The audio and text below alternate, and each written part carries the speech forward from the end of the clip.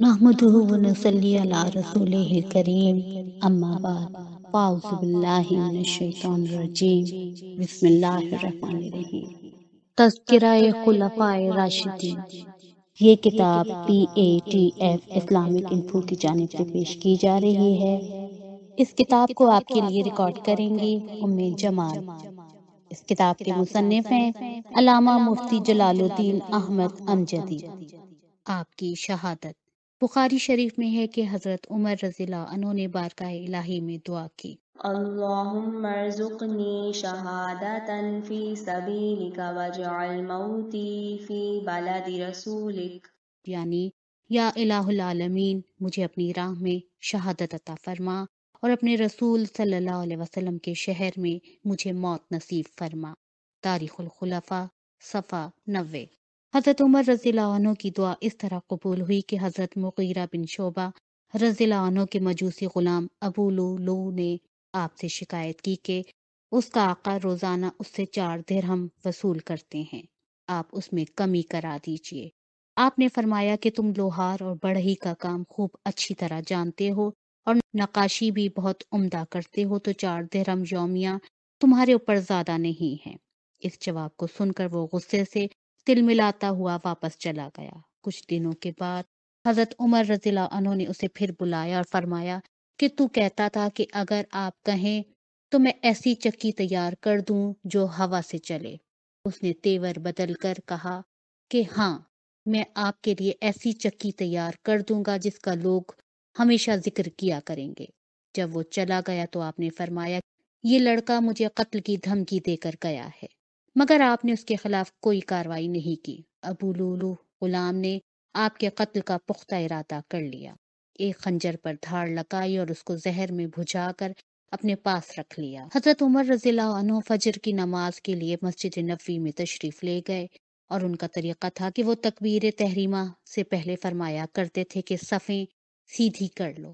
یہ سن کر ابو لؤلؤ آپ کے بالکل قریب صف میں آ کر کھڑا ہو گیا اور پھر آپ کے کندھے اور پہلو پر خنجر سے 2 وار کیے، جس سے آپ گر پڑے۔ اس کے بعد اس نے اور نمازیوں پر حملہ کر کے 13 آدمیوں کو زخمی کر دیا، جن میں سے بعد میں 6 افراد کا انتقال ہو گیا۔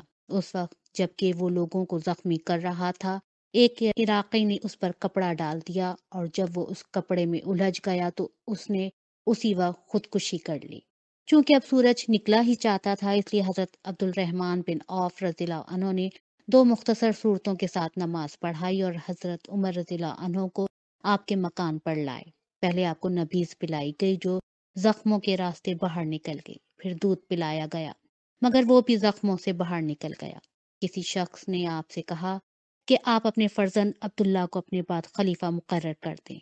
آپ نے اس شخص کو جواب دیا کہ اللہ تعالیٰ تمہیں غارت کرے، تو مجھے ایسا غلط مشورہ دے رہے ہو جس سے اپنی بیوی کو صحیح طریقے سے طلاق دینے کا بھی سلیقہ نہ ہو۔ کیا میں ایسے شخص کو خلیفہ مقرر کر دوں؟ پھر آپ نے حضرت عثمان، حضرت علی، حضرت طلحہ، حضرت زبیر، حضرت عبد الرحمن بن عوف اور حضرت سعد رضی اللہ عنہم کی انتخاب خلیفہ کے لیے ایک کمیٹی بنا دی اور فرمایا کہ انہی میں سے کسی کو خلیفہ مقرر کیا جائے۔ اس کے بعد آپ نے اپنے صاحبزادے حضرت عبداللہ رضی اللہ عنہ سے فرمایا کہ بتاؤ ہم پر کتنا قرض ہے۔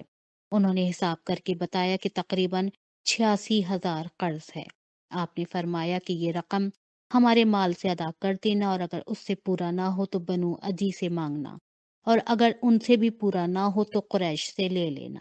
پھر آپ نے فرمایا جاؤ حضرت عائشہ رضی اللہ عنہا سے کہو کہ عمر اپنے دونوں دوستوں کے پاس دفن ہونے کی اجازت چاہتا ہے۔ حضرت عبداللہ بن عمر رضی اللہ عنہ ام المومنین حضرت عائشہ رضی اللہ عنہا کے پاس گئے اور اپنے باپ کی خواہش کو ظاہر کیا۔ انہوں نے فرمایا کہ یہ جگہ تو میں نے اپنے لیے محفوظ کر رکھی تھی، مگر میں آج اپنی ذات پر حضرت عمر رضی اللہ عنہ کو ترجیح دیتی ہوں۔ جب آپ کو یہ خبر ملی تو آپ نے خدا کا شکر ادا کیا۔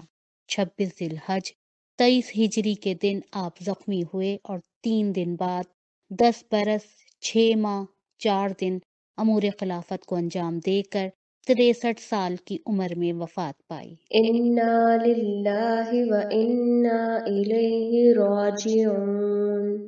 وہ عمر جس کے آداب پر شیدا سکر، اس خدا دوست حضرت پہ لاکھوں سلام، ترجمان نبی ہم زبان نبی، جانے شان عدالت پہ لاکھوں سلام۔ حضرت عروہ بن زبیر رضی اللہ عنہ سے روایت ہے کہ خلیفہ ولید بن عبد الملک کے زمانے میں جب روضہ منورہ کی دیوار گر پڑی اور لوگوں نے اس کی تعمیر 87 ہجری میں شروع کی تو بنیاد کھودتے وقت ایک قدم گھٹنے تک ظاہر ہوا، تو سب لوگ گھبرا گئے اور لوگوں کو خیال ہوا کہ شاید رسول اللہ صلی اللہ علیہ وسلم کا قدم مبارک ہے، اور وہاں کوئی جاننے والا نہیں ملا تو حضرت عروہ بن زبیر رضی اللہ عنہ نے کہا، لا واللہ ما ہی قدم النبی صلی اللہ تعالی علیہ وسلم، یعنی خدا کی قسم یہ حضور صلی اللہ علیہ وسلم کا قدم شریف نہیں ہے بلکہ یہ حضرت عمر رضی اللہ عنہ کا قدم مبارک ہے۔ بخاری شریف جلد اول صفحہ 186۔ خلاصہ یہ کہ تقریباً 64 برس کے بعد حضرت عمر رضی اللہ عنہ کا جسم مبارک بدستور سابق رہا، اس میں کسی قسم کی تبدیلی نہیں ہوئی تھی اور نہ کبھی ہوگی۔ ایک شاعر نے خوب کہا ہے، زندہ ہو جاتے ہیں جو مرتے ہیں اس کے نام پر، زندہ ہو جاتے ہیں جو مرتے ہیں اس کے نام پر، اللہ اللہ موت کو کس نے مسیحا کر دیا۔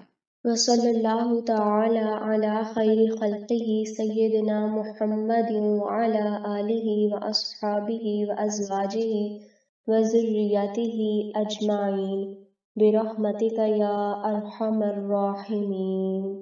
آپ دیکھ رہے ہیں PATF Islamic info YouTube channel. مزید اسلامک ویڈیوز کے لیے ہمارا چینل سبسکرائب کریں۔